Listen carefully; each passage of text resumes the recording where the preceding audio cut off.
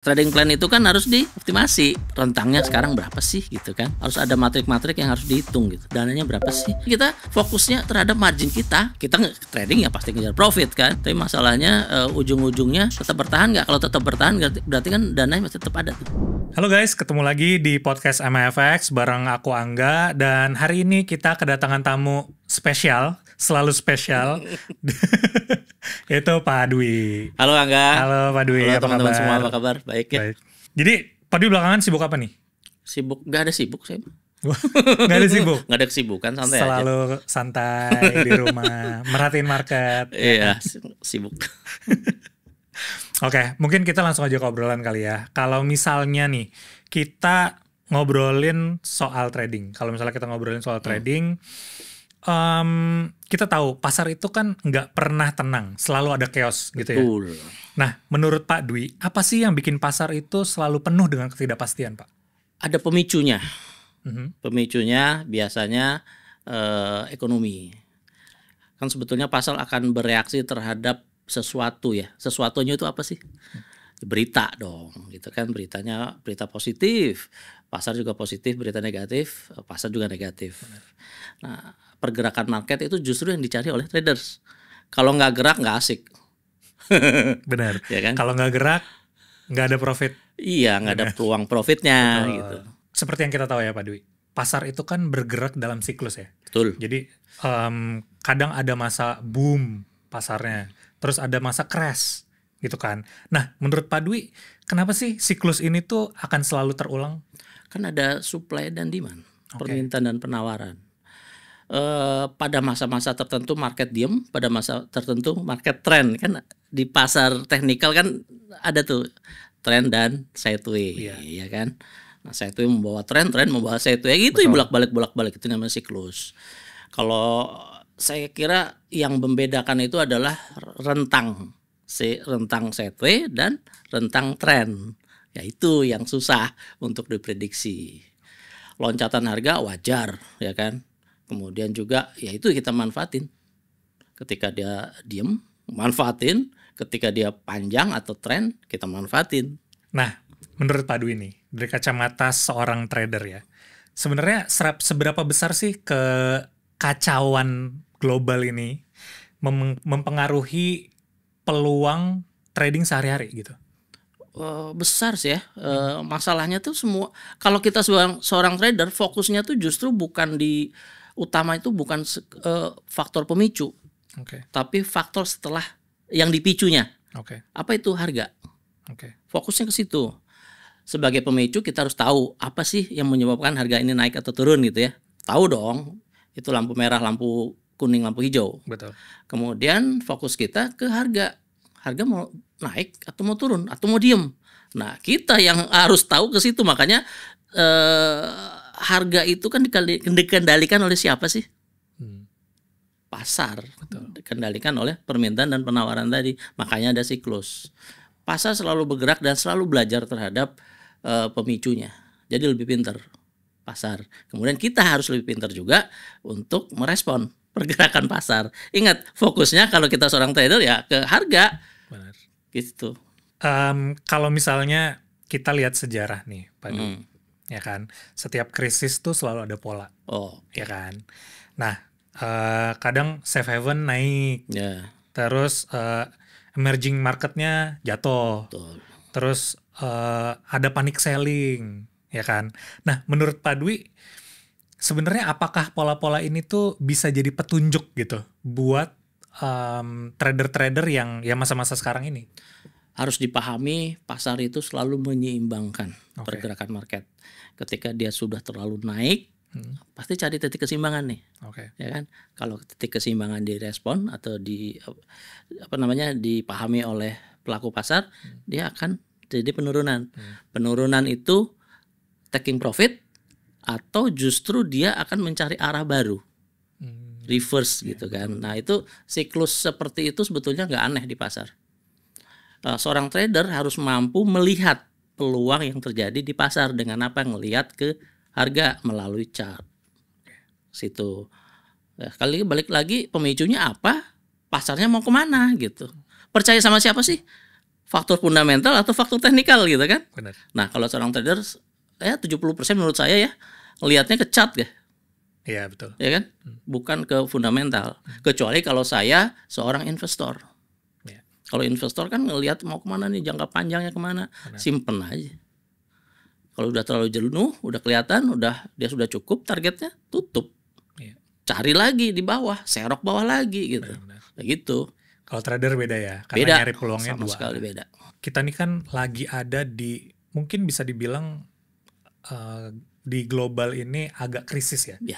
Maksudnya belakangan ini kan lagi banyak banget lah hal-hal yang bikin market tuh bergejolak banget. Ya. Gitu. Nah,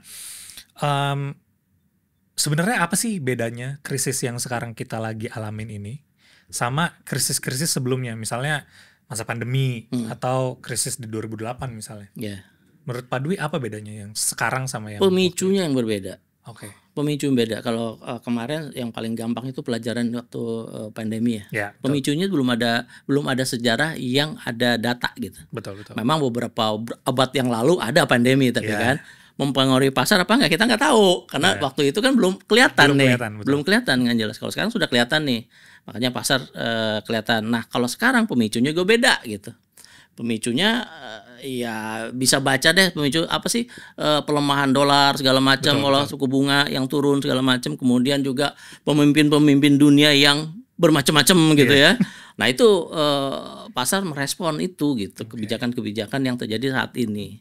Beda pemicunya. Tidak bisa pasar itu dijadikan kepastian 1+1 sama dengan 2 karena ini pasti enggak. Selalu berbeda, solusinya juga berbeda. Ya kan? Yang selalu sama itu di pasar, misalnya di pergerakan market. Nah, sama itu dalam arti kata ada tren, ada sideway. Itu selalu sama ada gitu.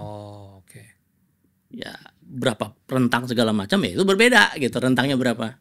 Ketika sideway rata-rata berapa nih gitu kan. Kan dinamis market. Benar. Pas lagi boom naiknya kenceng banget gitu ya. Ya. Kalau lagi crashnya turunnya juga kenceng banget gitu. Benar.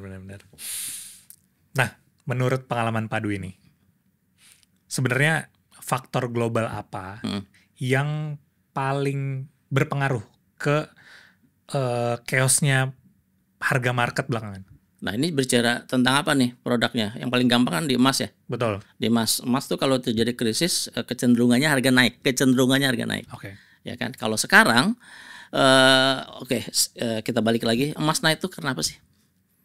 Permintaan dan penawaran. Satu, karena dia komoditi. Kemudian kedua, karena emas disandingkan dengan dolar, berarti kita harus lihat keadaan dolar. Betul. Ya kan? Dolarnya mau kemana sekarang? Cerita saat ini dolarnya itu isunya adalah penurunan tingkat suku bunga di US. Betul. Yang mengakibatkan pelemahan di dolar. Benar. Ya kan? Kalau pelemahan di dolar berarti kecenderungan emasnya naik. Kecenderungannya emas naik.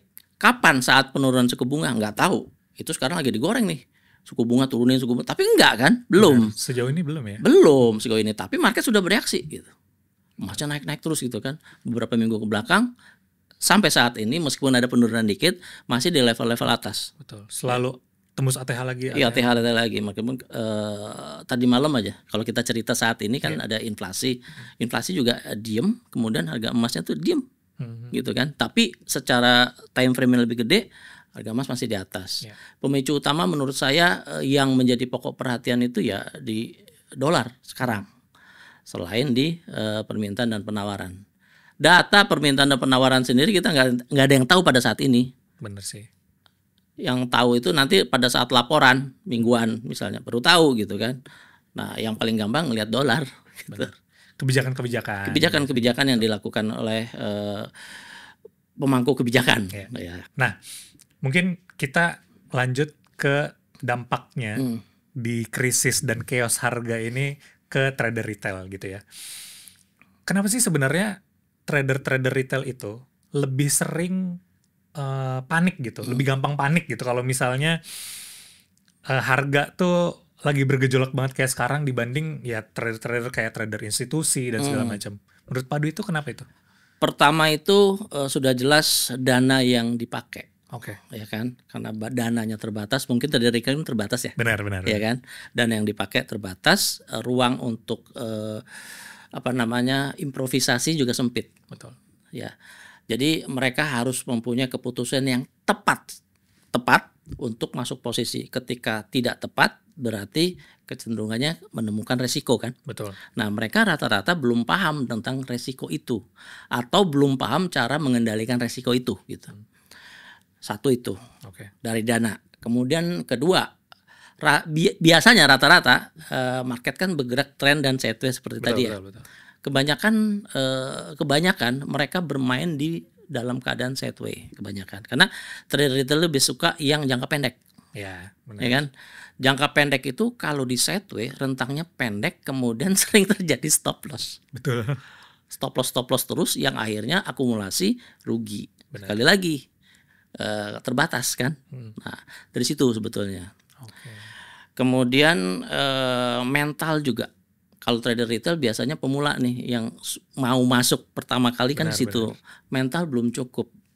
Maksudnya belum siap untuk menerima segala sesuatu yang terjadi di pasar gitu. Benar. Nah, itu yang harus dikendaliin menurut saya sih. Retail yang suka gitu jangka pendek. Kalau trader institusional dia sukanya di market trend. Ya kan? Kemudian dana juga gede. Benar. Resiko yang dihadapi juga karena ya pakai persentase kerugian, waktu kemarin kita udah ngomong ya. Udah santai gitu sebetulnya. Ya, 1%-nya dia 1000%-nya modal kita. Iya, jarang-jarang trader retail pakai 1%. Benar. Langsung 5%, 10% benar. Biar dapat gede, biar selesai. Benar. Nah, makanya kalau misalnya diperhatiin nih, apalagi kalau misalnya marketnya geraknya lumayan cepet kan belakangan ini, tuh trader retail nih banyak yang cut loss. Ya kan? Kalau misalnya si harga ini mendadak, waduh kayaknya bakal kena stop loss nih, akhirnya cut loss. Atau waduh modalnya nggak kuat nahan nih, akhirnya cut loss. Itu dia gitu kan? Nah, sebenarnya menurut Pak Dwi, si cut loss yang kita biasanya lakukan ini nih sebenarnya penyelamat atau malah sebenarnya jebakan gitu? Maka dari itu harus punya skenario. Yang namanya kan trading plan. Cut loss wajar dalam trading untuk mengurangi resiko. Nah, selain mengurangi resiko, juga untuk fokus. Kalau nggak cut loss, nggak fokus kan? Floating negatif gitu, lebih parah gitu. Cut loss yang sering berarti marketnya yang diem. Berarti sekali lagi kalau sering cut loss marketnya diem, kemudian sering cut loss tadi, berarti strateginya yang salah. Ya, nggak bisa cut and sweet, nggak bisa ngambil keputusan, skenario A, B, C, D, E-nya itu belum siap gitu. Jadi dari metode juga mempengaruhi cut loss yang sering itu. Trader retail gitu. Kemudian ini sekedar ngingatin bahwa market sendiri kan bergerak lebih banyak tren atau lebih banyak sideways kan? Benar. Menurut Angga gimana tuh? Kalau menurut saya? Ya. Menurut saya sih lebih banyak sideways ya. Nah benar, banyak sideways benar. 70% sideways. Ya konsensusnya seperti itu, gak ada data kita ya. Ngerasanya kayak gitu, banyak sideways daripada tren. Makanya biasanya trader retail carinya ke sideways daripada ke tren. Tapi kalau tren juga bisa dapat untung. Kenapa? Sekali posisi bisa panjang tuh kan dapatnya. Benar, dapatnya bisa ratusan persen bahkan. Iya, sekarang pilihan kita mau jadi sideways trader atau trend trader. Ya pilihan sekali lagi. Jadi apakah mau yang sedikit tapi banyak, tapi resikonya juga makin banyak. Metodenya harus cari. Betul. Manajemennya harus cari. Betul. Mentalnya harus dikuatin kayak bener. Gitu. Itu yang paling susah ya. Iya, susah mental. Bener. Nah, ngomongin mental nih, Pak Dwi. Jadi apalagi di kondisi yang kayak sekarang ya, marketnya geraknya cepet banget. Terus di sosial media pun banyak orang yang nge-call sesuatu lah. Buy ini, sell ini gitu ya kan. Akhirnya kan banyak yang FOMO, terus kena greedy juga. Akhirnya posisinya loss, panik akhirnya, cut loss akhirnya gitu. Nah, menurut cara Pak Dwi itu cara ngadepin momen-momen emosional kayak gitu tuh kayak gimana Pak Dwi? Pertama metode harus dapat. Yang sudah dites, backtest segala macam lah, cara-caranya macam-macam kan. Kemudian tadi ada pernyataan cepat banget. Betul. cepet banget atau rentangnya terbatas. Ada 2 tuh. Kalau sideways kan bisa cepet banget harganya naik turun di situ ya, aja. atau rentang terbatas. Kalau naik turun cepet banget berarti ada fundamental di situ. Market bereaksi, ya kan. Tapi kalau diem aja market bingung, kan sideways itu. Benar. Saatnya market menunggu momen. Nah kita sebagai trader misalnya jangka pendek, kita harus paham kapan saatnya cepet banget, kapan saatnya dia membuat sideways. Ya kan, itu kan bisa dilihat. Di chart yang biasanya di dewa-dewakan oleh trader itu kan chart biasanya kan, chart pattern. Nah, hanya sekedar price action atau pakai indikator, bebas mau pakai apapun itu ya, yang penting bener. Ya kan. Nah tergantung nyamannya seperti apa. Nah kalau seorang trader harus mempersiapkan identifikasi ini sideways-nya sampai mana sih kira-kira masih kira-kira, nggak ada yang tahu market ke depan mau loncat atau mau diem di situ aja. Makanya harus punya skenario. Contoh kalau dia skenarionya naik misalnya, kena resisten di sideways, kalau salah kemana? Antisipasi. Betul. Antisipasinya apa? Bisa cut loss, bisa switch. Kalau salah lagi gimana? Ya cut loss lagi kan? Betul. Batasi cut loss itu berapa kali? Batasi resikonya. Batasi resiko berapa kali cut loss yang dianggap oleh seorang trader itu wajar. Kenapa? Balik lagi ke jumlah dana yang dia punya, kuat nggak? Gitu kan? Nah itu money management kan? Benar. Nah dari minimalis resiko, menghitung berapa resiko yang berapa kali kita masuk cut lossnya, berapa kekuatan dana kita. Betul. Dihitung nih, kalau kuat ya lanjutkan untuk trend gitu. Kalau nggak kuat ya udah diem. Mentalnya kuat nggak tuh berapa cut loss? Iya benar. Ya cut loss berturut-turut namanya drawdown ya. Benar. Ya kan? Kira-kira kemarin historicalnya drawdownnya berapa kali? Minusnya berapa kali? Itu jadikan patokan untuk kekuatan dana. Nah hitungan semuanya kan di situ. Betul. Setiap setiap pola itu berbeda angka hitungan. Yang kita bisa hitung adalah history. Makanya ada cut loss yang lebih lagi. Cut loss untuk stop atau top up atau selesai. Betul.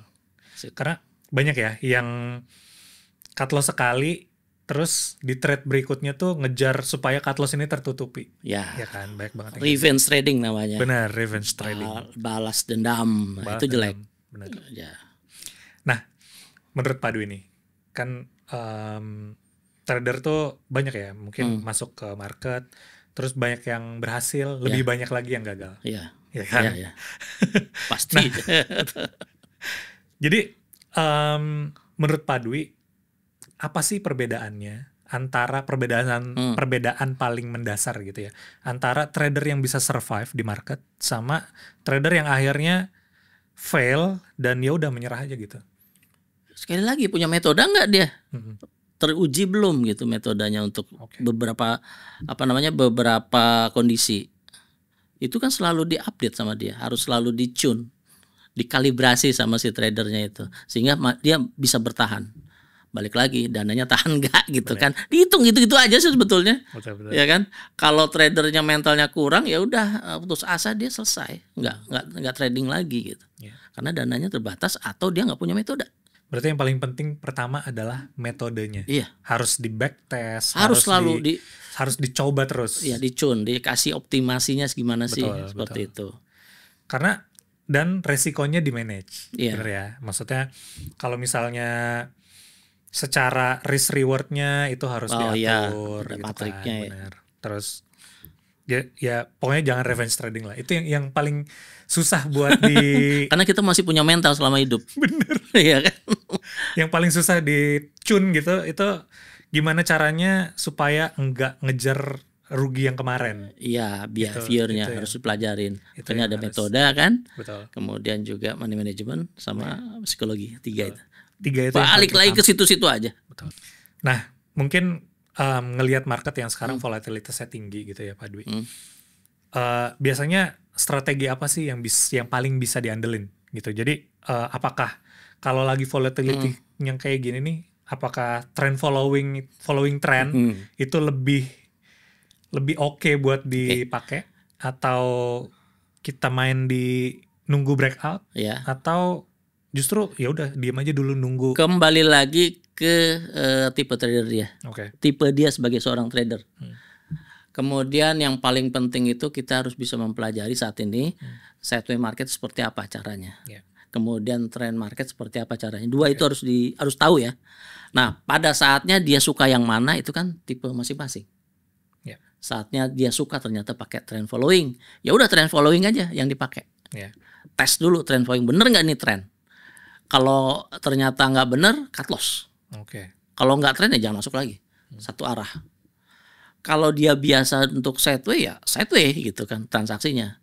Berarti siap dengan kecukupan dana segala macam. Nah itu tergantung tipe trader sih. Ya. Kalau sekarang saya kira kalau di time frame kecil misalnya seorang trader kan biasanya pakai yang 15 menit 1 jam ya. Betul. Itu sering banget ada trend cepat, sideway cepat. Kapan saatnya sideway gitu kan pertanyaan kayak gitu kan. Kapan saatnya? Biasanya di market Asia. Udah paham lah kan. Jam-jam segini. Biasanya seperti itu. Tapi nggak menutup kemungkinan loh di market Asia ada loncatan. Iya kan? Belakangan ini juga ada beberapa hari itu yang tiba-tiba gold gitu naiknya tiba-tiba di sesi Asia tuh naik lumayan berapa persen? Ya nggak banyak sih. Nggak banyak kan? Ya bisa dikatakan kecenderungannya berdasarkan waktu ya. Berdasarkan sesi. Sesi London sudah mulai siang ini, udah mulai membentuk harga. Sesi US kenceng banget harga. Benar. Kenceng ke atas atau kenceng ke bawah gitu kan, berbalik lagi sehingga si sideway-nya ada di tengah-tengah, naik kayak gitu kan. Nah itu bisa dimanfaatin sama kita berdasarkan sesi. Kalau time frame-nya pakai time frame yang kecil, kalau dia seorang trader intraday trader gitu.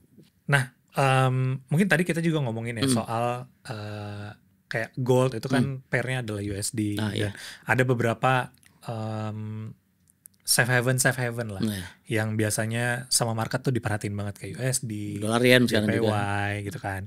Nah di momen seperti ini nih di gejolak global yang lumayan kenceng gitu ya harganya, kan safe haven kayak gitu tuh jadi sorotan. Nah menurut Pak Dwi, apakah safe haven kayak gitu tuh masih relevan di masa depan? Masih tetap relevan. Karena sudah berapa tahun kan itu sejarahnya masih ada gitu. Bahwa safe haven itu selain di emas, di dolar yen. Betul. Ya kan? Kemudian kalau hedging lihat di dolar Kanada. Ya kan? Kalau untuk minyak mentah segala macam. Nah, safe haven akan selalu ada. Tergantung kita sekarang mau manfaatinnya gimana. Betul. Kita nggak tahu nih, kita sekarang safe haven-nya kemana. Kita seorang trader, karena kita follower. Benar. Bukan kita menciptakan pergerakan market. Betul. Ya kita harus luas gitu ngelihatnya. Larinya lu mau ke emas, ya kan? Atau lu larinya mau ke dolar. Atau luas gitu, mau ke yen segala macam. Sekarang yen juga ini loh bagus. Benar. Untuk diikutin. Pergerakannya lagi. Iya, karena apa?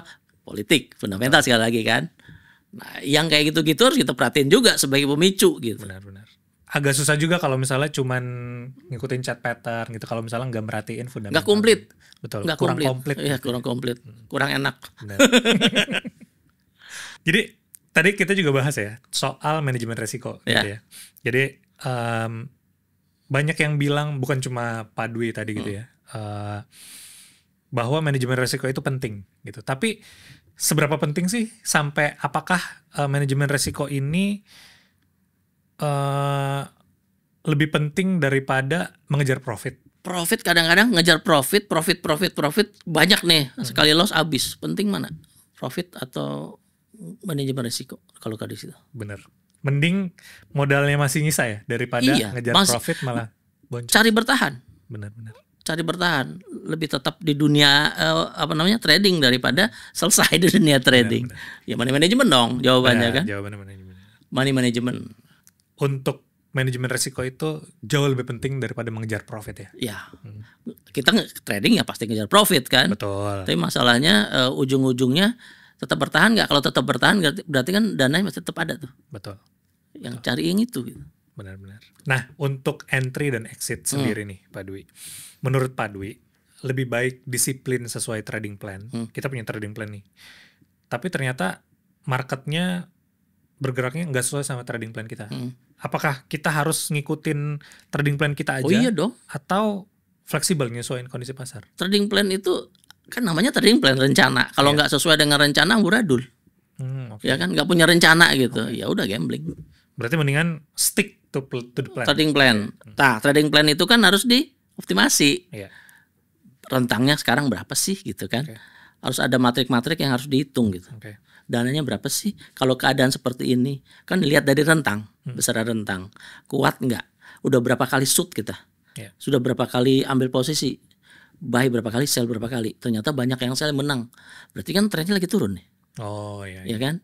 Nah, lagi turun, metodenya gimana? Metodenya single trade atau multi trade? Balik lagi ke situ. Kalau multi trade, dananya harus kuat nggak nih? Kalau single trade, kuatnya sampai mana? Batasan stop lossnya di mana? Makanya di chart kita kan ada bisa kita tarik-tarik harga tuh. Ada dolarnya berapa, minusnya, positifnya berapa. Itu kan fungsinya ke situ.